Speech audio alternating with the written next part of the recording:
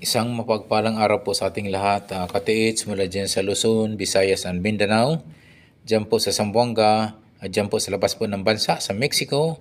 Viva Mexico, Viva Zamboanga. Muchas gracias, amigo. Dyan po sa Mexico, muchas gracias po dyan sa Zamboanga.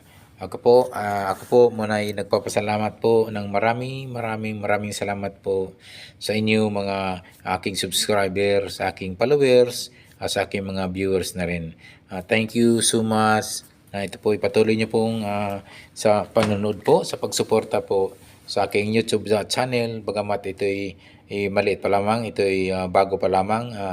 I hope ako inyong tulungan to help to grow my small channel, Katiits. Okay po mga katiits, may mga nagre-request po at nakita po ko sa aking mga comment section kung saan daw ipadala ang mga treasure marker, signs and symbols na pwedeng ipadikod o ipa-analisa mga katiits.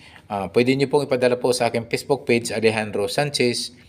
Piliin lang po nyo yung profile na naka-shade o naka-sunglasses po ako doon.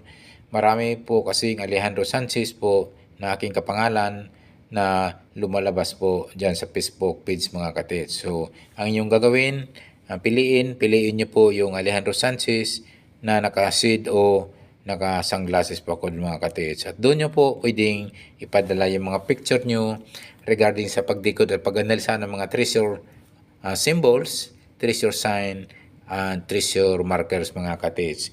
Okay po, ang gagawin nyo po, kailangan friend muna tayo. Dapat naka-add friend kayo sa aking Facebook page at para easy to pagpadala nyo at pag-send po ng inyong mga treasure, mga picture na treasure symbol, treasure sign at treasure markers, kates. Okay po, ako po ay nagpapasalamat po talaga at lalong-lalo na sa mga bagong subscriber at mga bagong followers at mga bagong viewers. Thank you. Thank you so much po talaga sa inyong pagsuporta at ito'y walang sawa sa panonood po ng aking YouTube channel. Bagamat ito'y bago pa lamang katiits. So tulungan niyo po mga katiits na ito'y lumaki at mag-grow ang aking YouTube channel, katiits. So ito po ay tayo po ay dadako na po sa pagdikod po. Ito po ay isa pong napaka-legit po na treasure marker katiits. So ito po, itong markers nito mga katiits ay ito'y napakalaki at ito'y tinatawag na namin na isang big boulder markers o BBM, big boulder markers mga katiits. So ganito po ang mga hindi kayang i-remove, hindi kayang alisin, hindi kayang galawin po ng tao o maging yung heavy equipment at mahirapan ito. Ito na po ay tinatawag po namin na big boulder markers o tinatawag na BBM o tinatawag na big boulder sign na mga katiits. So, ganito po, ang una nyong gagawin po katiits sa nagpadala nito, i-check niya po mismo yung kabuuan mismo ng treasure marker, itong big boulder markers ito katiits. Baka po mayroon po itinatawag na rack enclosed items at madalas po pang mga ganyang malaking markers o big boulder markers ay mayroon pong laman po yung mismo o may tinatawag na rack enclosed item. Kaya nga ano yung gagawin po? Pwede nyo pong i-detect po ng metal detector yung paikot o tinatawag na gold locator. Or kung wala po kayong treasure hunting equipment, pwede nyo pukpukin po ng maso, martilyo o yung stone na heavy stone na matibay. At pukpukin nyo po yung paligid nito, yung buong paligid nitong big boulder markers. At alam nyo po yung tunog solid, ibig sabihin siksik po yun. At yung tunog ampaw ay magduda na po kayo. Posible po yan, mayroon pong rack, enclosed item mga katis. Pwede pong lagyan po, pang ganyan kalaki, pwede po lagyan po ng volume items po yan like gold bar, mga jewelries o relics o tinatawag na gold coins or gold or silver coins mga katiits. So yun po, akin pong inuulit at ito'y pinaalala madalas po sa ating katiits na pag mga ganyang big boulder sign, markers ay i-detect nyo ng maigi mismo yung paikot. Pagpugay nyo po ng masa, martilyo o bato at maghanap kayo na pwede pong alam po at ang tunog po ng siksik at ampaw ay magkakaiba po yan. So kung ito medyo ibang tunog, sa kabila ay siksik, magduda na po kayo, posible po mayroon pong laman po o may tinatawag na treasure item po dyan sa loob, mga katiits. So marami na pong nakakuha po ng ating katiits sa mismong markers po linalagay yung item po. Mayroon po nakakakuha na po dyan na ang laman po ay yung 40 hanggang 60 gold bars at yung isa naman more than 100 gold bars po kasi nga may kalakihan po yung mato at yung mga gold bars naman po ay hindi naman po mga malaki po at ito siguro nagtimbang po ito ng 1 kilo or 1.5 kilos mga katiits kasi nga yung pinagkunan ay nakabakat pa yung gold bar po, hugis gold bar sa ilalim po. Sa tagal siguro ng panahon na ito ay nanatili doon sa loob po ng bato na kung saan binutasan nila at doon nila linagay po yung gold bars mga katiits. Ito po ay hugis po, hindi ko malaki yung hugis elephant po ito.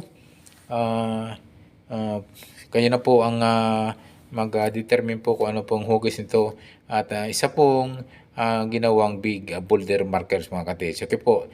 Ito po yung isa pong napaka-legit po na markers ay titingnan niyo po itong paligid. So napaka po ito napakalinis sa mukhang ito yung nag-iisa lamang po sa area na yan Ito yung kakaiba at ito yung napakalaki isang big boulder markers nga ito tinatawag po natin ngayon mga katiits. So, ito po, sigurado po ako na may kaakibat po na tinatawag na counter sign o tinatawag na coordinated markers dyan sa kanyang paikot mga katiits. So, tingnan nyo po yung damo, hawiin nyo po, baka mayroon pong mga small stone dyan na pwedeng magiging coordinated markers o countersign markers. Sa layo mga katiits pag mga itong big boulders po ay dumidistansya na po yan mga katiits ng item. Posible kayo mga 1, 5 hanggang 10 meters po ang layo ng distansya po sa pinaka big boulders markers mga katiits. So i-check nyo po yung paligid, paikot po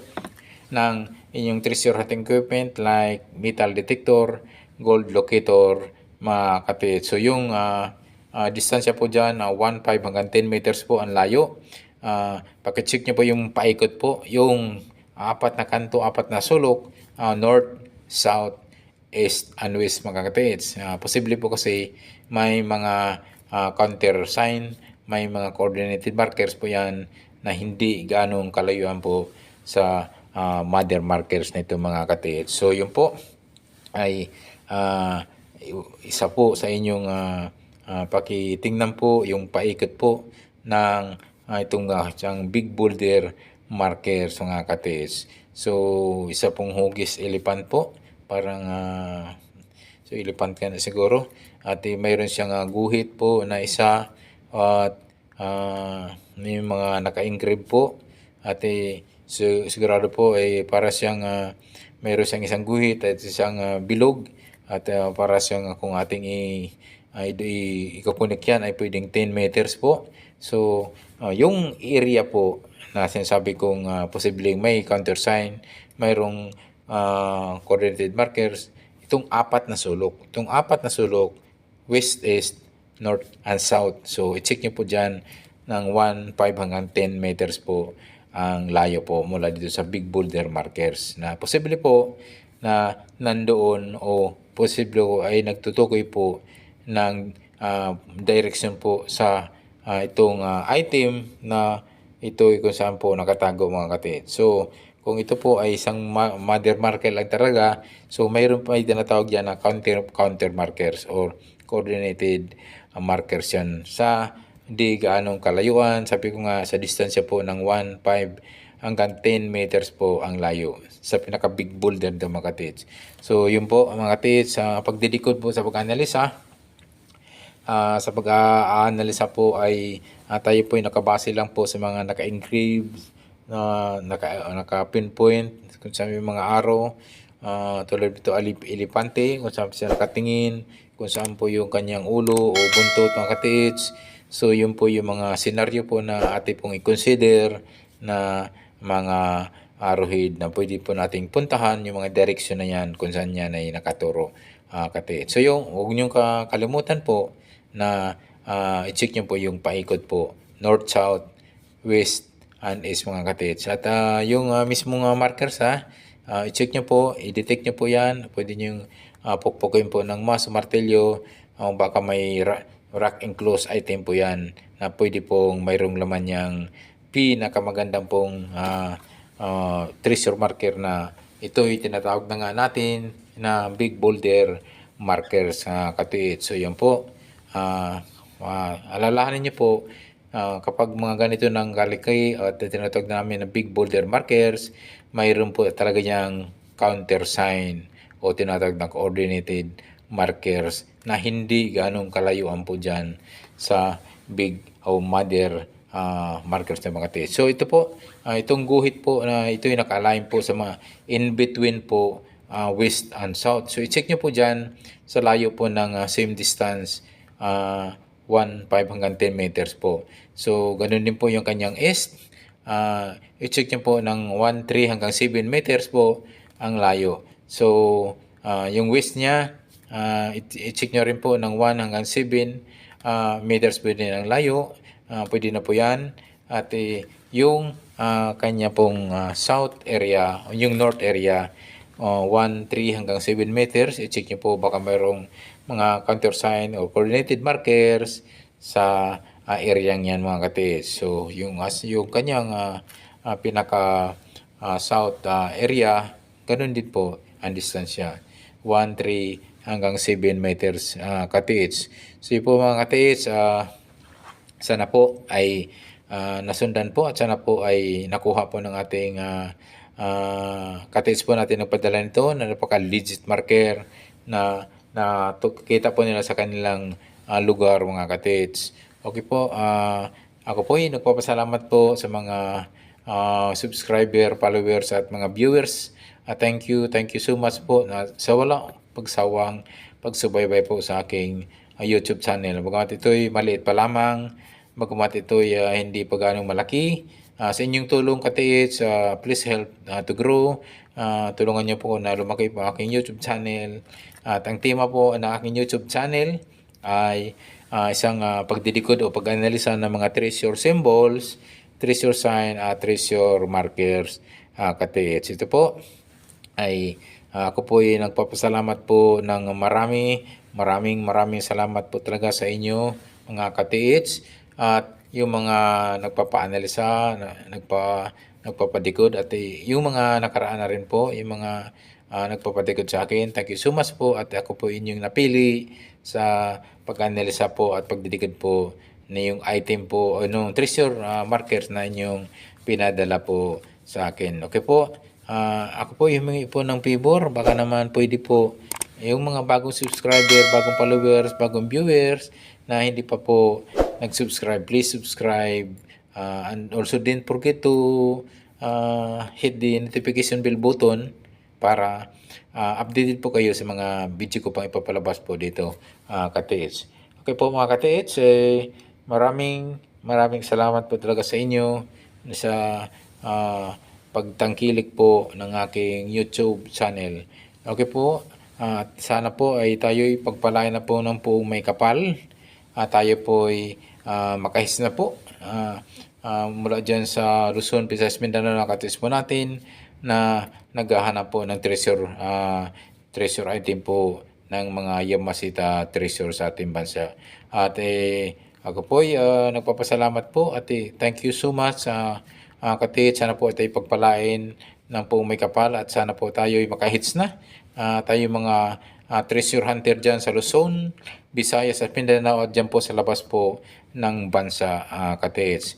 Okay po, maraming salamat po talaga sa inyo at sana magabayan po tayo ng poong may kapal sa ating pagtitreasure. Muli, thank you so much for watching. God bless us always.